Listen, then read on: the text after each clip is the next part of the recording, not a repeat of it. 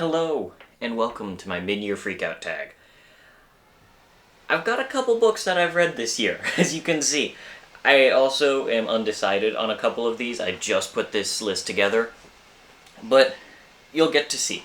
I'm going to put best book last. You actually probably can see my best book, but best sequel was something I wasn't quite sure what to choose, but it would have to be Disquiet Gods. This book just built on everything before it in so many ways, in particular with a new character dynamic that was built upon so many past characters and Hadrian's relationships with older characters. So I'm trying to keep this vague. If you haven't read Sun Eater, go read it. This book was amazing. I think it's a good contender. It's for my favorite book of the series. If it's not my favorite, it's my second favorite. This almost made me cry twice. I always forget that in Sun Eater, I end up underestimating my love for these characters. I think, oh, I don't like that character. And then when something happens to them, I go, What? What have you done to my boy? And I can't. It was a fantastic book. Absolutely the best sequel I've read this year. Because I read all of Sun Eater this year. But there's a reason why I didn't put my favorite book of the Sun Eater series there. Now, new release I haven't read. I haven't read a couple new releases. I'm terrible about it. I wanted to read The Tainted Cup when it came out. Actually, it's up there. You probably can't see it, but it's on my shelf, and I want to get to it because John from Talking Story said great things about it, and I'm very excited to check it out.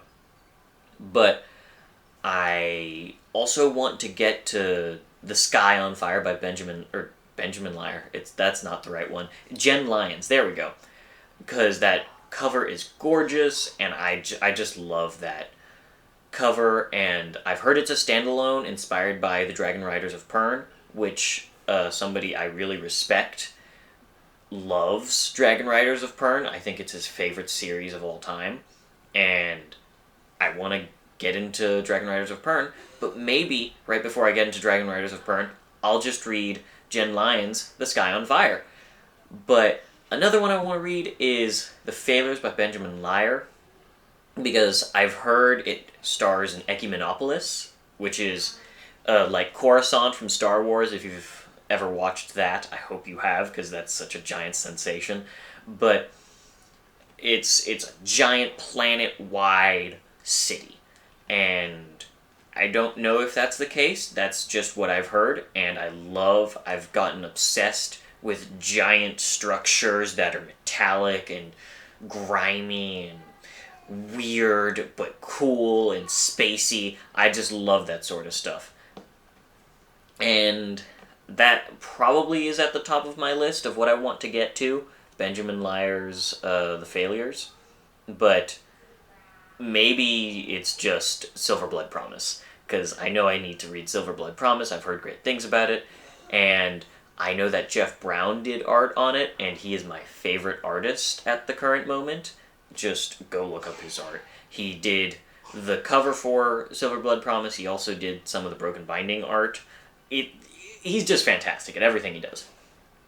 Now, my most anticipated release of the second half, Stormlight 5. I think it's very clear for a lot of people. Stormlight is one of my favorite series. That's the book I want to read. I'm going to read it day one. That doesn't happen anymore. I used to read books day one, but that hasn't happened in a long time. Now, my biggest disappointment, I have two. One, in terms of the bigger drop-off, was this. Holy crap, I hated this book. I can't stand this book. I'm fine with being confused. I really am. But mix in confusion with the sole thing being romance, but not only romance, but romance between two people who are very manipulative of the people around them. There was a particular point in this book, I'm not going to spoil it because I know because some people want to enjoy it, but there was a particular point in this book where the character Blue was just in a relationship with somebody, and it made me want to kill her because it felt so unfair to a particular person. You might not. It's such a background detail, but it was like around 180 or so pages in. Wait, this isn't even 180 pages.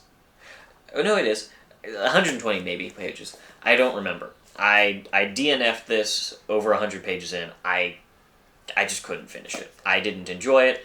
It was so convoluted, and I know it's not the point, but if you're gonna throw stuff at me, make it at least show a little bit of sense. When I read the first Malazan book, when I read the first Wars of Light and Shadow book, they made a lot of sense, no matter how confusing they were. There was a consistency to the logic.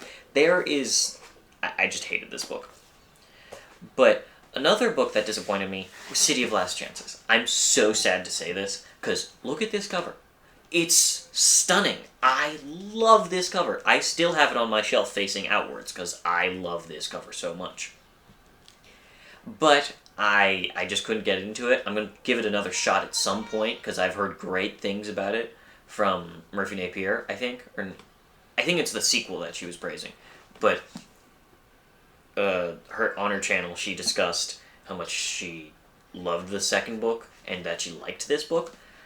I got 50 pages in, it kept jumping around between characters, and I wasn't given the chance to actually attach to any character, and I don't know, maybe I'll give it another shot. I hope I will give it another shot when I'm really in the mood, but right now, it's just not going to happen. Now, my biggest surprise of the year, that has to be The Will of the Many. This book, there were other options I could have chosen. I could have chosen Of War and Ruin, I could have chosen a Rocchio book, because I thought I was going to like them. I didn't expect to love them. This book, I loved. I expected to not like it. I expected that I was not going to enjoy The Will of the Many, because I think the academia trope is oversaturated, overused, and I'm bored of it. I just am. So, reading this book was just fantastic. I got about 100, maybe 200 pages in, and then I was hooked. I could not stop reading it. It was so wonderful. In particular, just the Roman aesthetic, I could feel it from the pages. I could feel it, and I loved it so much. It was so cool.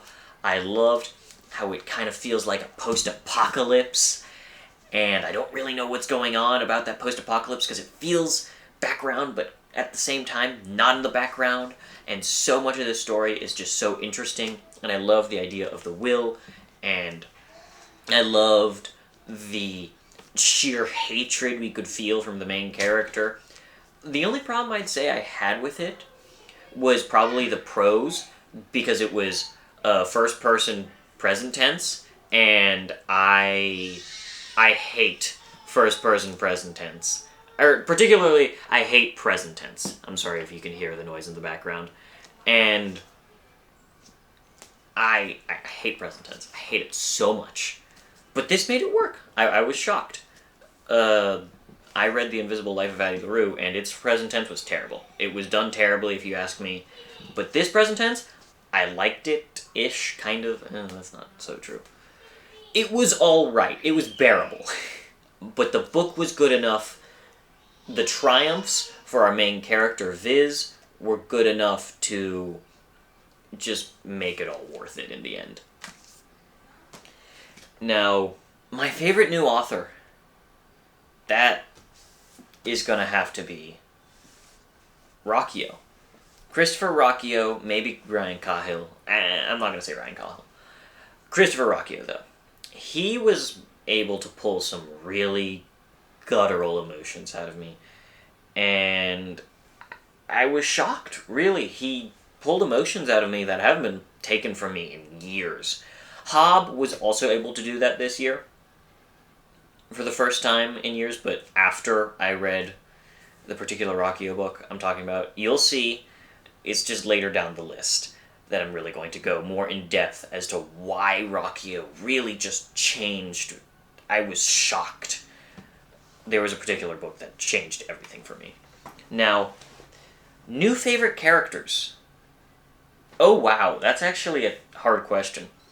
Because it's probably gonna be Hadrian Marlowe. Hadrian Marlowe was just my favorite new character. Oh, and a particular woman who comes in book 6 of the Sun Eater. If you've read book 6, you probably know who I'm talking about. I loved Hadrian's relationship with her. Both of those characters are core parts of the series now. I just can't let go of it. I love it so much. And yeah, I'd say those are my new favorite characters. I can't think of anybody else. Maybe Kaelin? No. I love Ryan Cahill's with The Bad and the Broken, but I wouldn't say he is my favorite characters. And I could also say Robin Hobb, but I think saying any Hobb character is cheating because I already loved them in 2023. Now, a new fictional crush. I don't really think about that, but I thought about it a little ahead of time. And I guess if I had to choose one, it would probably be Ella from Of War and Ruin, but I don't think she's out for a romantic relationship.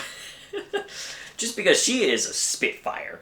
She does whatever the fuck she wants, and I love that. That's exactly my type.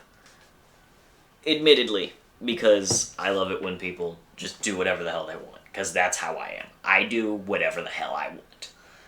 And a book that made me happy. Look, I don't read happy books, people. Happy books are for happy people. I don't think I'm happy, but not all the time, and I'm not meant to be happy. But but if I'm gonna choose any happy book, it was probably gonna be Fool's Errand. Okay, now let me explain. Hobb books are not known for their happiness, and you don't choose Hobb books for their happiness. Because if you do, you're a weirdo, and I guess I'm a weirdo. But the reason I would choose Fool's Errand is, I think for the first 300 pages it felt like catching up with old friends. And that just makes me happy.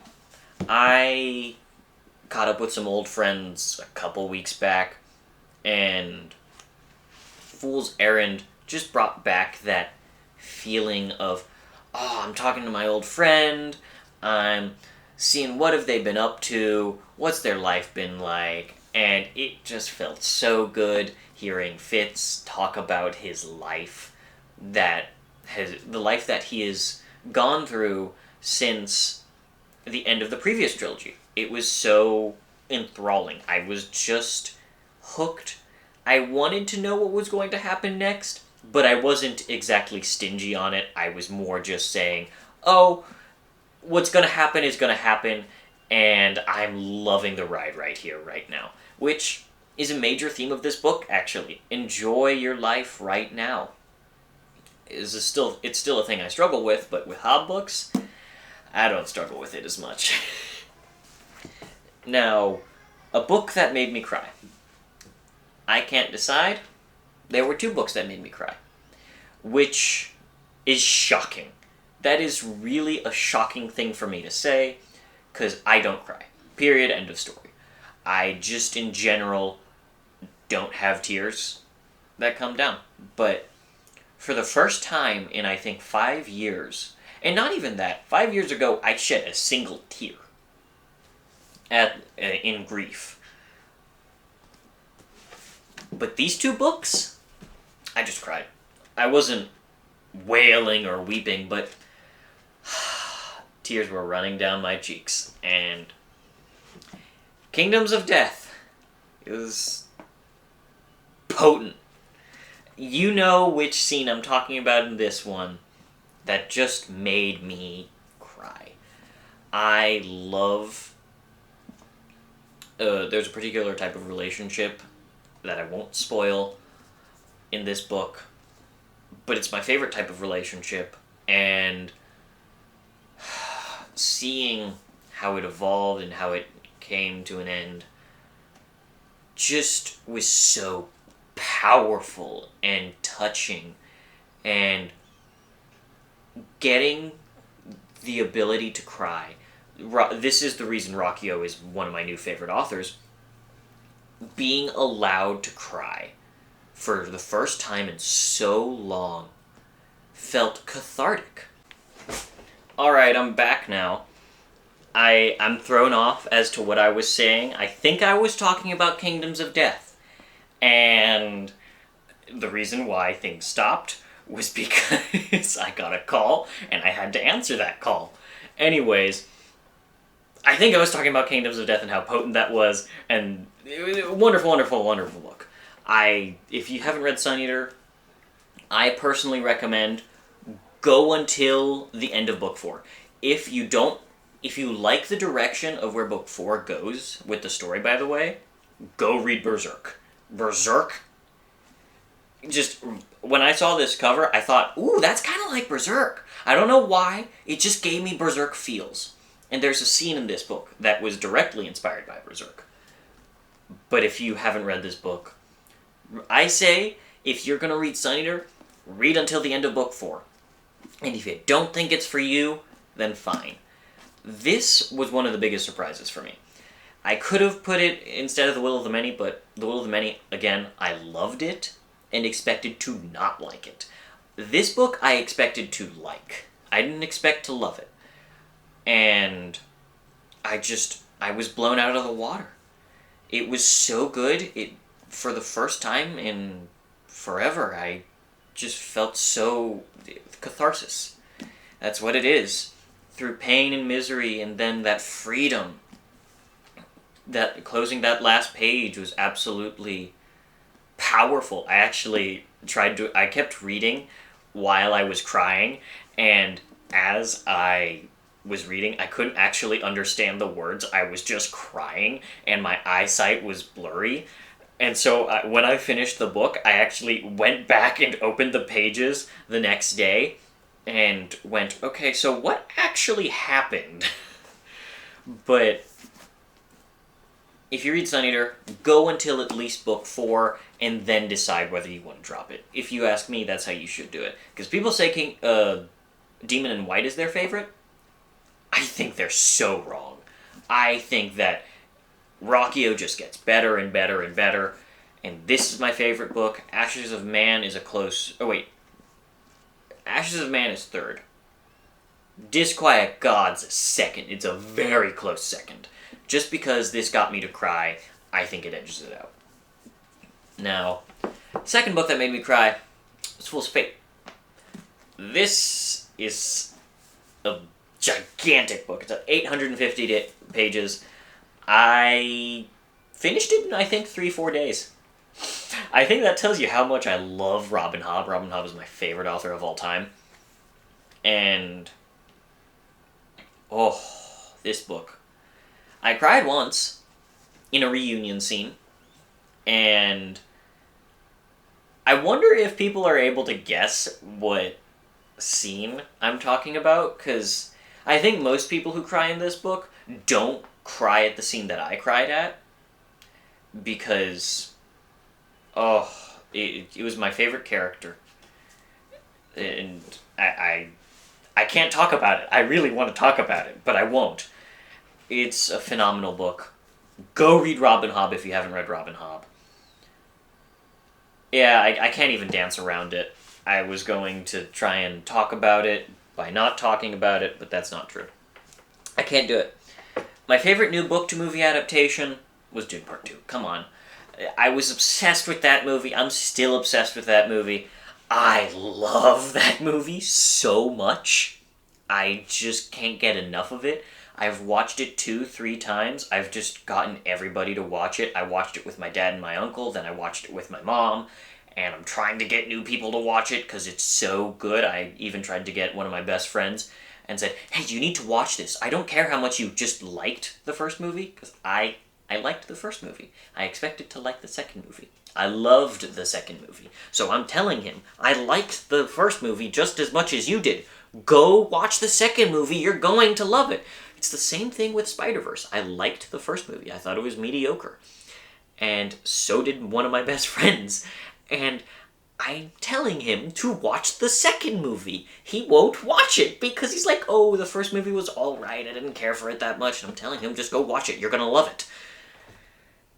He annoys me, if you can't tell. But, oh well. Obviously, Dune Part 2. I'm not even the biggest Dune fan. I quite like the series. I hope they adapt God Emperor, because I think God Emperor is amazing.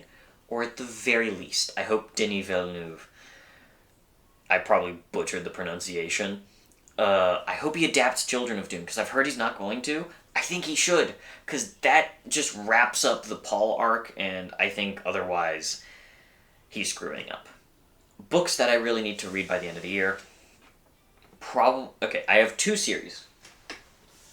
Number 1, probably being Riverfall Chronicles. I was given this by Jacqueline Hagan herself and Talking Story because they had a debut stream and I was there and I was able to get the audiobook codes, and Jacqueline Hagan was so kind as to say in her email to me, giving me the audiobook codes, that she was willing to give me the physical copies signed. So here they are. They're signed. I'm actually reading the first book right now, and it's awesome. I haven't gotten too far into it, but this is one of them. The next is the Dandelion Dynasty. I really need to get to that. I have the broken binding editions on their way. I actually have a paperback edition somewhere over there. I don't know if that's on camera, but I can't wait to dive into that series because I've heard so many good things about it, and I've heard things about gods being some part of it, and I love myself a good god playing into a fantasy story. I just love it every time. And now for my favorite book of the year. Ship of Destiny.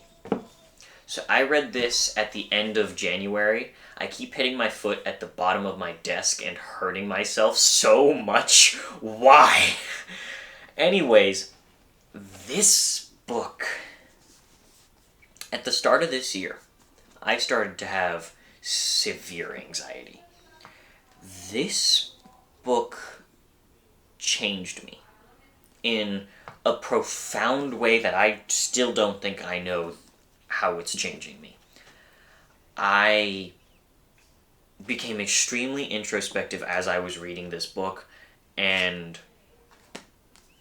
some of the characters, the way they respond, in particular a character named Veronica, how she responds to her environment, how she chooses to be honorable despite some of the things around her, and how angry it can be when people don't listen to you about what other people do. It made me so... I love this book so much. I wanted to say Fool's Errand, because it helped me really realize that I need to live more in the now rather than what has happened. But Ship of Destiny, god damn it, I think it's just the timing of it, everything about it was so brilliant. And there are even books that I haven't gotten the chance to talk about, like 11th Cycle. That was one of the best books I have read this year. But I can't talk about it right now. I think if you haven't read Robin Hobb, you can start with Ship of Magic, because this trilogy is what I try to start people with, because I think it is her best work. Even though it doesn't pull the same emotions out of me as the Fitz books do, I think this has that same beauty to it, that same awfulness and same beauty to it, and I think it is so powerful. All her books are. And the themes of generational trauma, how trauma can just, it's not just one person, it runs down in a family.